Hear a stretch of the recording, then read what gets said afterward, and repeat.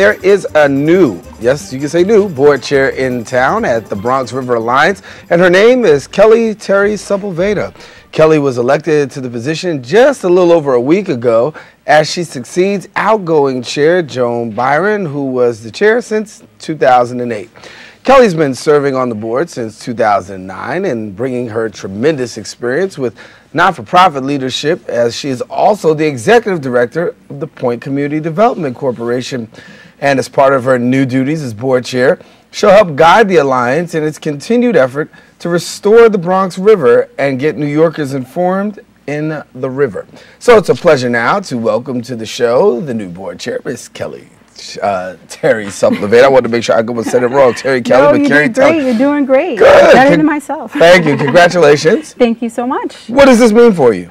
Well, you know, essentially, this is an amazing opportunity, and I'm so honored and humbled to have this opportunity to sort of expand my connection to the borough. You know, personally, this is, you know, just an amazing experience to be able to be born and raised in Highbridge and grow up and discover my borough. There's something new that I discover and I love about it every single day, and the Bronx River is definitely, I think, it's like a hidden gem, and I think in a lot of ways to us Bronxites, right? And so this is an opportunity for me to discover it anew and to also bring, you know, connect more folks to the wonderful resource and to continue to work alongside some folks that have been doing this work really over, you know, for decades. So I'm honored to join the ranks. Share with us a little bit about the Bronx River. Very historical, but yet and still, if you ask a lot of people, still not familiar with it.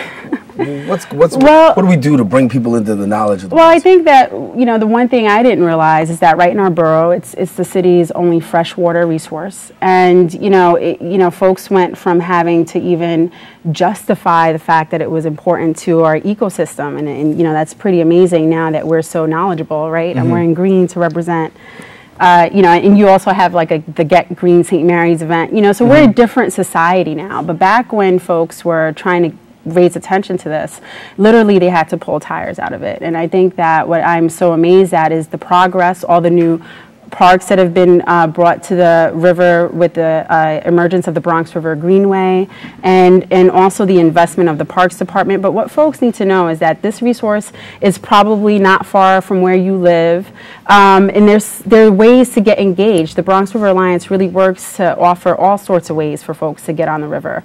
Coming up is the flotilla, the amazing Bronx River Flotilla, which kicks off the paddling season for folks. But even if you're not ready to get on the river, take a walk along the river, and there are all sorts of opportunities like the Bronx River Ramble Walk. The Alliance does ramble walks on Saturdays, so for those of you who have little tykes like myself and you need to fill up your Saturday itinerary, take them on down to one of these walks and they'll learn all about the historical significance. The last ramble was led by Morgan Powell, and it was on the significance of African American history and the legacy along the Bronx River.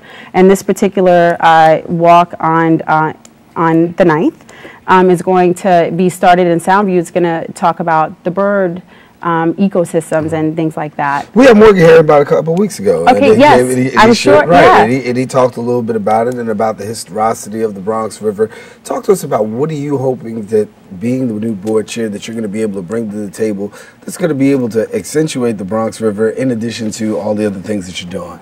Well, you know, essentially, I've had the honor of working in this great borough for, you know, the past decade, for most of my professional career. And, you know, what I do hope is to just continue, you know, the mantra of the Alliance, which is just to increase connectivity of different diverse groups. And, you know, I have the benefit of working in a lot of different arts and cultural niches, youth development niches, and, you know, my goal is just to, one, further the Alliance's objectives in terms of greenway development and all that great work, but then also see how many new folks we can get engaged that perhaps have never heard of the Alliance.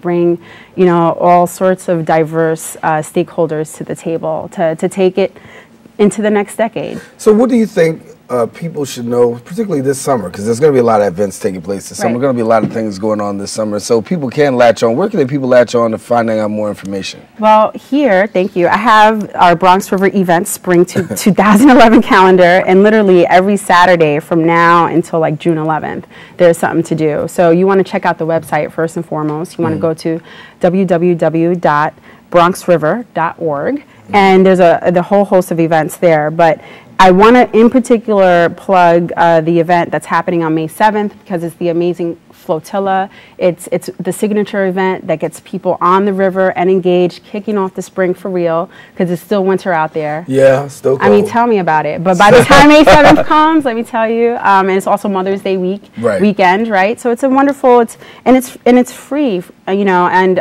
if you're with community-based organizations and you have a group of kids, things like that, they also do school tours, lots of educational engagement. If you have a corporation and you want to get people onto the river, they book separate trips. So if you don't see anything on the calendar that speaks to you, call them, get in contact. There's a wonderful staff there. There's Linda, the executive director. There's Maggie working on the Greenway. There's Michelle, Devonna, a whole host of people ready to find a way to get you out there and engaged. But Flotilla, May 7th, please. May 7th. Yes. Well, Kellie, thanks so much for coming to share with us and giving us information. And once again, congratulations to you. Thank you. On your new assignment. I know you'll be back letting us know what's happening. Yes, I hope you will have me back. Yes, we will. I love Kellie. the show. Thank you so much. All righty. Well, we encourage you. There you see a little bit on the website right there. There's the website right in front of you. Also, we encourage you to make sure that call the numbers on the screen and also visit the website, and you'll be able to find out more about the Bronx River and the work that Kellie is doing. Well,